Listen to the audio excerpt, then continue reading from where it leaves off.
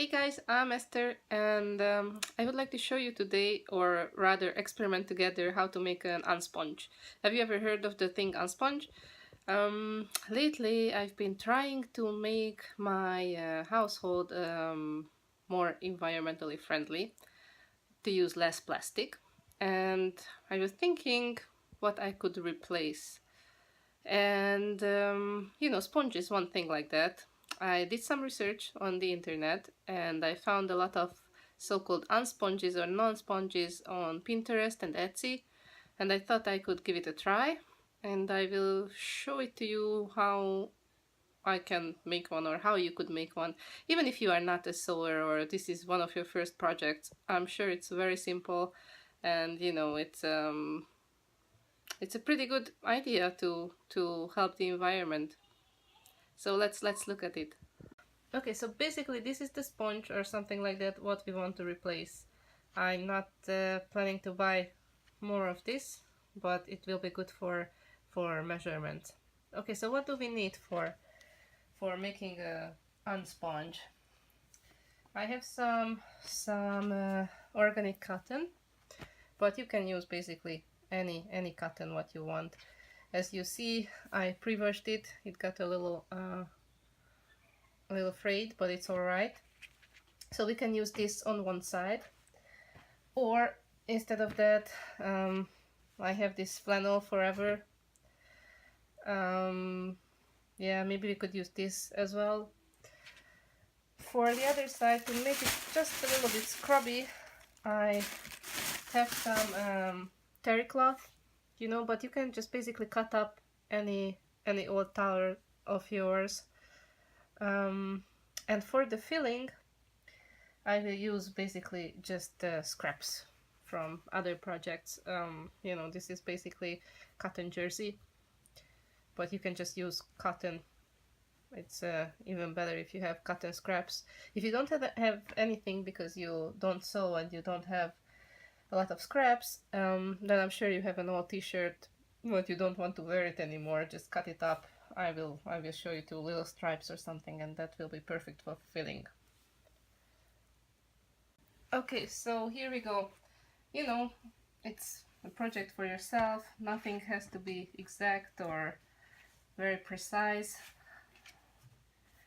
So let's see. You can make any shape what you want. I will just make a simple rectangle, and this is just a guideline. You can make it a little bigger to take the seam allowance into account. So yeah, this will be one of the outer layers from a pretty fabric. I will make 2 sponges, I think, at the same time. Okay, this is the other one. Let's make one of this. Yeah, from now on I will just use this part. It's no matter what project you are doing, it's always a good idea to wash your fabrics first the same way you would wash it when you use it. So I usually wash everything at 40 degrees. So I wash all my fabric, pre-wash all my fabric at 40 degrees. Okay, so we have this. This will be good for the filling.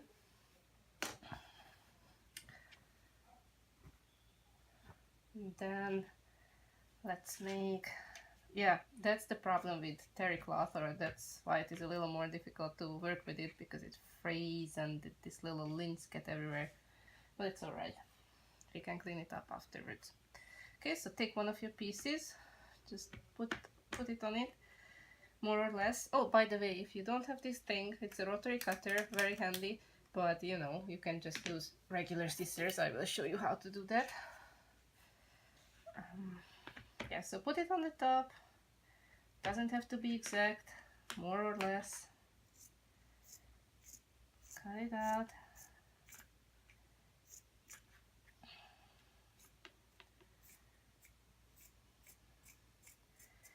Okay, so let's cut off a pinch a little bit more here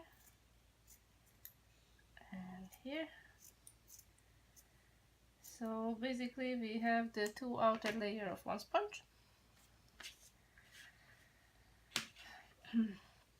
You see, this piece cannot be used for anything else really, so I will just put it in the filling. Okay, what about the other one? If you don't mind, I go back to the rotary cutter because it's much more convenient.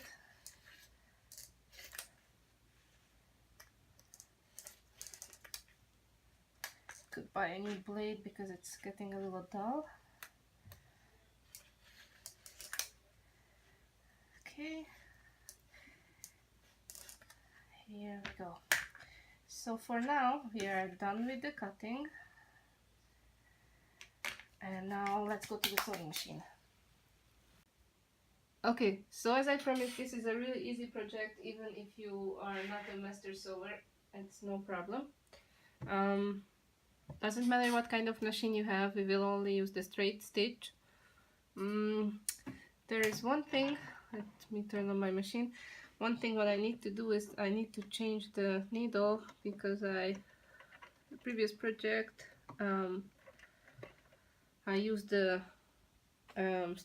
ballpoint needle, and now I need a regular one. So, you know, most of the machines come with a regular needle. This is a 90/14. That's pretty regular.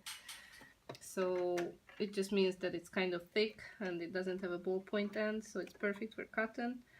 And since we are sewing through one layer of cotton and one layer of thick French terry cloth, it's kind of important that it's sharp, not like a ballpoint one. Okay, so let me thread my machine. Normally I use my little scissors here, but I don't know where it is now, so it's alright. Okay, so that's it. So what do we want to do? We have our two layers here. So obviously with this one we want to use the one with the print. With the other one it doesn't really matter, they are all the same. So basic rule of sewing, always sew wrong sides together. So I put the two layers on the top of each other. If you want, you can pin them in place that they don't move around a lot. Just put a couple of pins, maybe to the corners.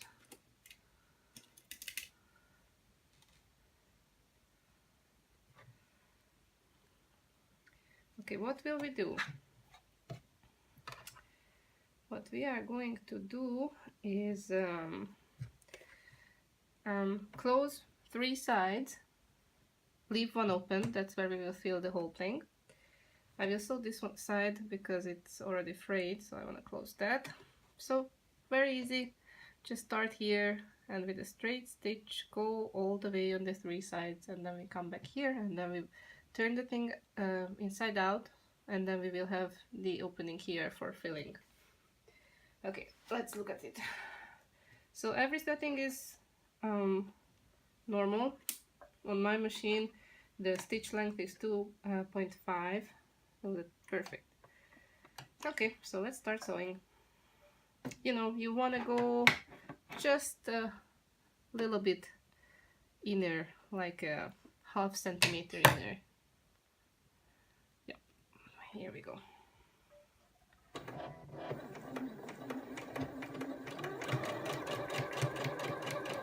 And just let the machine, I like to keep my needle at the bottom in the fabric actually, and then let the machine work. You don't have to be fast, try to be straight.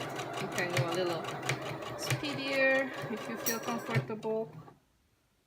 Okay, we take the pin out, and here at the corner pay attention that you don't want to go all the way to the corner. I will stop somewhere like this. Okay, when you get to the corner, here you go, then it's really important that you keep the needle down in the fabric. You lift your foot, turn the fabric 90 degrees and put the foot down again. and then you can keep sewing.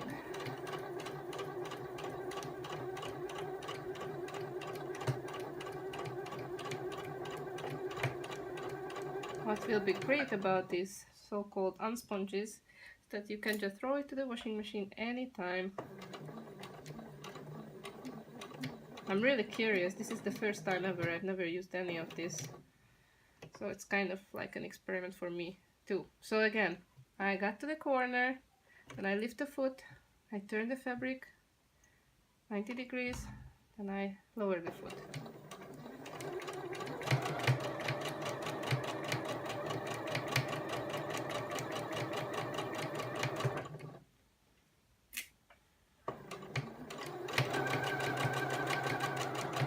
Okay, and I stop at the end.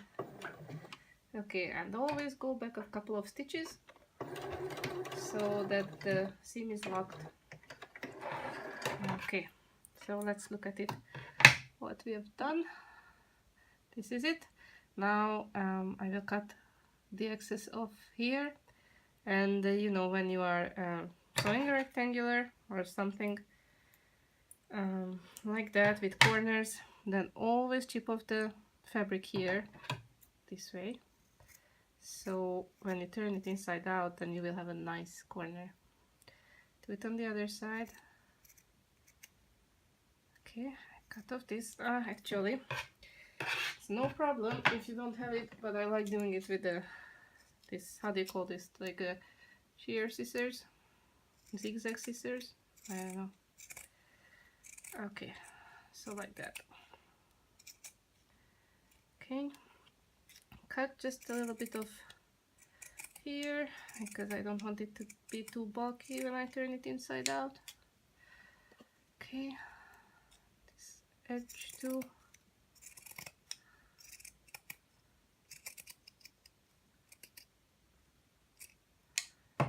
Alright, and now let's turn it inside out.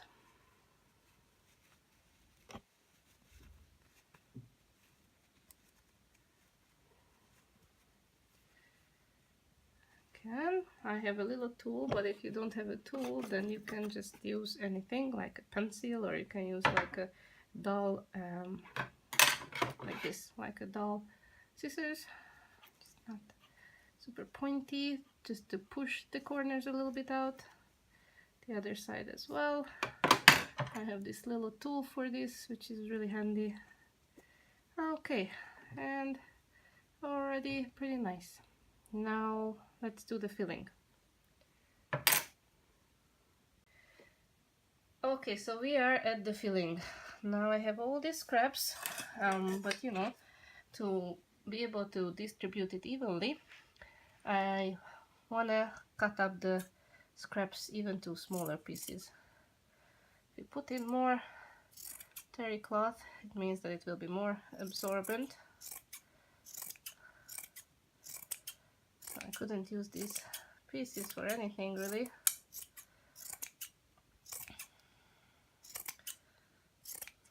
Or maybe for facial pads. I will show you that sometime. I'm doing some pads.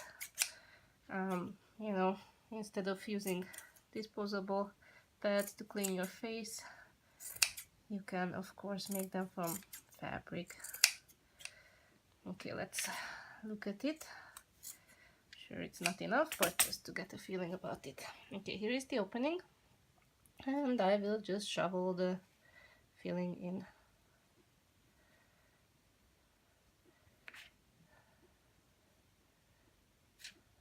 Okay, a little more.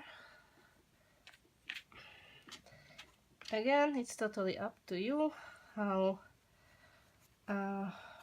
you know, how puffy you want it to be. Don't want it to be too puffy, but of course I need more than this, so I will cut up some more fabric, anything really. Have these cute scraps with the llama, but it's too small, so I cannot use it for anything else, so I will just use it as filling. This is cotton jersey, what means that it's cotton plus elastane, or spandex to make it stretchy. You see, this is the difference. This is a stretchy fabric. This simple cotton is not stretchy at all. So they put the elastane in it to make it stretchy, which is really great for you know, sweatshirts or sweatpants or shirts or t-shirts, anything really. But unfortunately, you know, it really influences the decomposting time. I will I cannot tell you exact numbers. I will look into it and then maybe post something online. But unfortunately, cotton jersey is really nice and comfortable and really useful, but I'm sure the degrading time of it is much longer than simple cotton. Okay, I still need more filling. In this case, probably they are a little bit better. Okay, so yeah, it's tucked in. Can use a couple of pins.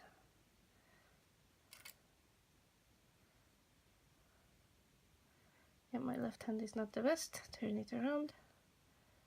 Okay, here you go. Yeah.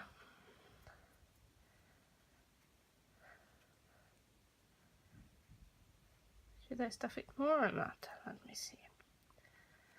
Okay, now why don't we do an experiment? I will close this with only this much stuffing. It's not too much. And maybe I will put more into this one. You are so dear to me. How cute this is.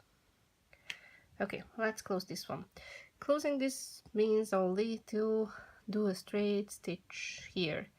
Make sure that you fold in kind of a lot of fabric, enough that you can catch it with the seam, which will be about here.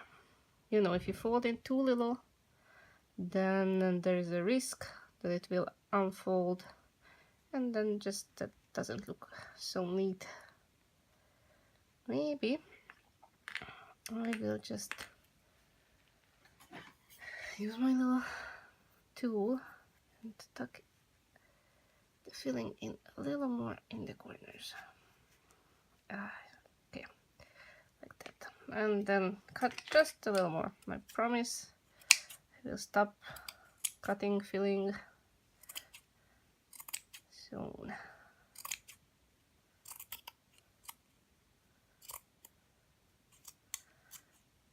You know, the bigger the pieces, the more difficult for them to move around, and then it will make the whole thing rigid and bulky, and we don't want that. Okay, so push down the filling. Here you go. And put on the clips. 1, 2, and 3. Okay, well, let's go back to the sewing machine and make a straight stitch here. Okay, we are back at the machine, and I can only do it this way. Maybe I will try it the other way around. But you know, whenever you sew, that's always kind of a rule of convenience, that the bigger part of the fabric is on the left, because I use my right hand and because there is a limited space here. So for example, when you are doing a shirt or pants or something bigger, then instead of folding it here, it can just lie on the left. But just for you, I will try it the other way around. Okay, if it's too bulky, then my machine, probably most of the machines have this option that, you know, the presser foot is down this way. You can lift it up, and then there is one more level. So I lift it all the way up, I put it at the end, endish. Okay, I sometimes, when you need to be precise, I like using the hand crank first instead of the machine. Put the needle down again, and here we go.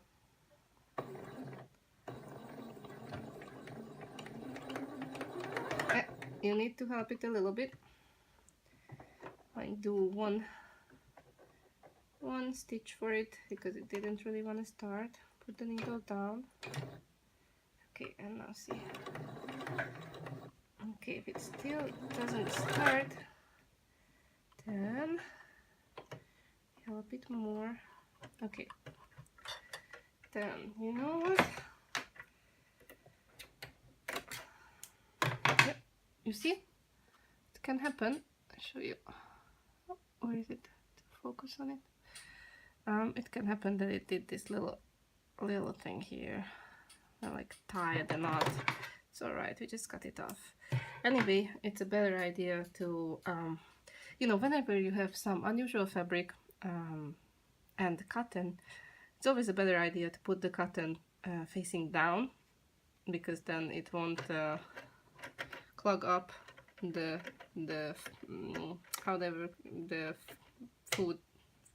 feeding mechanism of the machine. Okay, so yeah, cotton down. Took the pins out, but it kind of stays the same way now.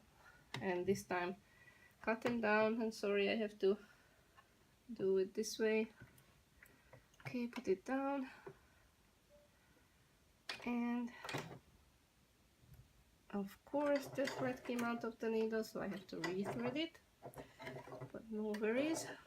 This can all happen to you, so at least you see that it happens to everyone, but you don't have to panic. Okay, thread is back. Go under the foot. Needle is down. Try to hold it with your fingers, the same position, so for sure it won't move. Okay, I have to help a little bit by hand. Alright, keep it the same way tucked in.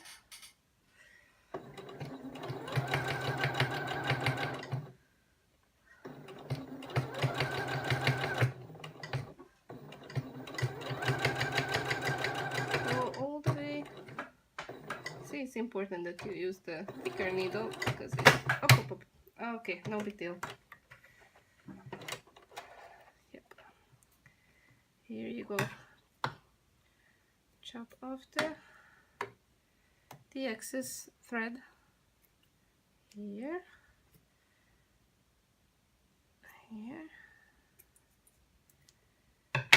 All right, and here we go. Our little sponge.